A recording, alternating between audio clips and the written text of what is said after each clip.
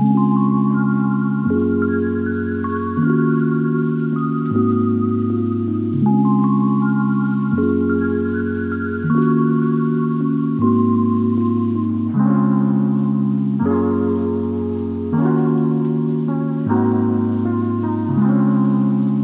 বন্ধুরা, আমি শম্পার রান্নাঘরে আপনাদেরকে স্বাগত। আজ আমি আপনাদেরকে ভোগের খিচুড়ি বানিয়ে দেখাবো।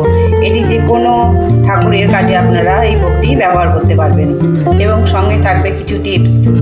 তো চলুন, এখানে আমার কী কী লাগছে। এখানে আমি নিয়ে নিয়েছি 250 গ্রাম গোবিন্দভোগ চাল।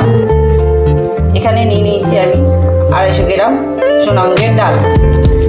এখানে আমি সবজি নিয়ে নিয়েছি কিছু আলু, গাজর এবং বরবটি। আপনাদের কাছে যে কোনো সবজি থাকলে আপনারা ব্যবহার করতে পারেন। এবং কিছুটা নিয়ে নিয়েছি আমি কিশমিশ, কাজু বাদাম এবং এমনি বাদাম।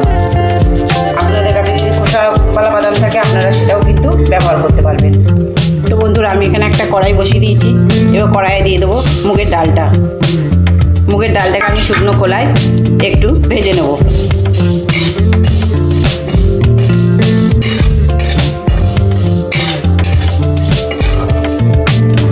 দেখুন বন্ধুরা, এখানে আমার ডালটা ভাজা হয়ে গেছে। ডালটা একটু লাল করে ভাজা হয়ে গেছে। এবার এটাকে একটা পাত্রে তুলে এবার এটাকে ভালো করে ধুয়ে পরিষ্কার করে নেব। এবার ওই কড়াইয়ে দিয়ে দিচ্ছি আমি কিছুটা পরিমাণ সর্ষের তেল। দেখুন বন্ধুরা, এখানে আমার তেলটা গরম হয়ে গেছে। এতে আমি দিয়ে দিচ্ছি কেটে রাখা আলুগুলো এবং দিয়ে দিচ্ছি গাজরটা। এবার এগুলোকে একটু ভেজে নেব।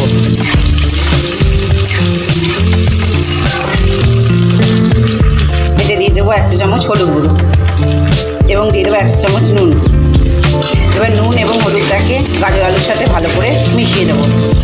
মিশিয়ে এনে একটা ঢাকা দিয়ে এটাকে একটু ভাজতে দেবো। যখন আলুটা এরকম হালকা লালচে ভাজা হবে তখন এতে দিয়ে দেবো আমি কেটে রাখা বরবটি।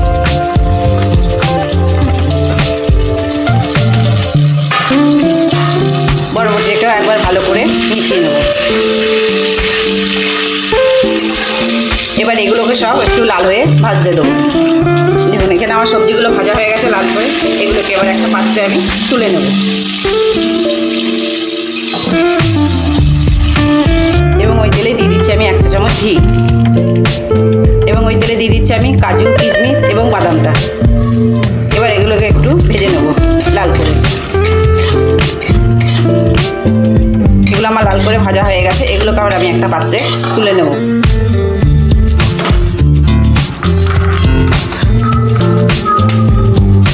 এখানে আমি ফোড়ন দিয়ে দিচ্ছি গোটা গরম মশলা, এলাচ, দারচিনি এবং লবঙ্গ। এতে দিয়ে দিচ্ছি 1 চা চামচ গোটা জিরে। এতে দিয়ে দিচ্ছি 2টো শুকনো লঙ্কা এবং 2টো তেজপাতা। এবার ফোড়নটাকে একটু ভেজে নেব লাল হওয়া অবধি। এখানে ফোড়নটা আমার ভাজা হয়ে গেছে। এখানে আমি গ্রেট করা আদা দিয়ে দিচ্ছি। এবার আদাটাকে ভালো করে তেলের সাথে মিশিয়ে নেব। আপনারা চাইলে আদা বেটেও কিন্তু এর মধ্যে ব্যবহার করতে পারেন।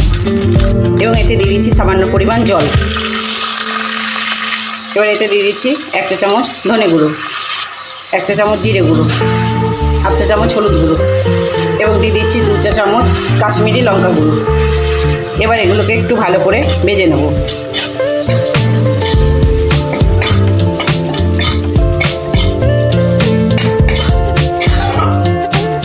এবং এতে দিচ্ছি 2টো টমেটো কেটে রেখেছি সেটা। টমেটোটা একেবারে মশলার সাথে ভালো করে মিশিয়ে নেব।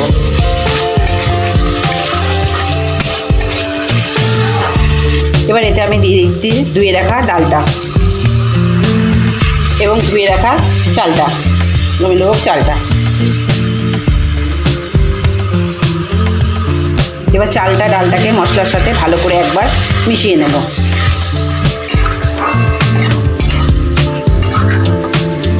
এবার এতে দিয়ে দেবো পরিমাণ মতন জল। জলটা দিয়ে একবার ভালো করে নাড়িয়ে নেব। দিয়ে একটা এবার ঢাকা দিয়ে দেবো।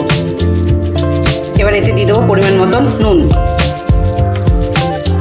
আপনাদের পরিমাণ মতন নুনটা কিন্তু ব্যবহার করবেন।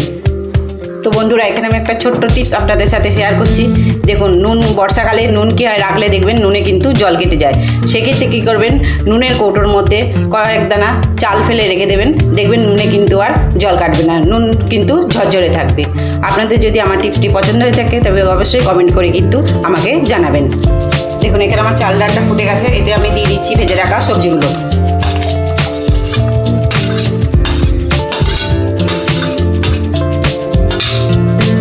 সবজিগুলোকে এবার চাল ডালের সাথে একবার ভালো করে মিশিয়ে নেব।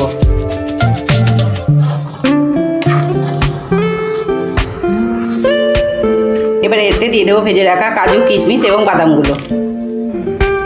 এবার এটাকে ঢাকা দিয়ে হতে দেবো যতক্ষণ না এটা পুরো শিবড়ি সিদ্ধ হয়ে যাচ্ছে। আমি দিয়ে দিচ্ছি 6টা কাঁচা লঙ্কা, আপনারা চাইলে কাঁচা লঙ্কাটা বাটাও দিতে পারেন। এবং এতে দিয়ে দেবো স্বাদ অনুসারে মিষ্টি, আপনারা আপনাদের প্রয়োজন মতো মিষ্টিটা ব্যবহার করবেন। দেখুন, এখানে আমার রেডি হয়ে গেছে ভোগের খিচুড়ি। এবার নামানোর আগে 1 চা চামচ গরম মশলার গুঁড়ো, 1 চা চামচ ঘি দিয়ে ভালো করে একবার খিচুড়িটার সাথে আমি মিশিয়ে নেব।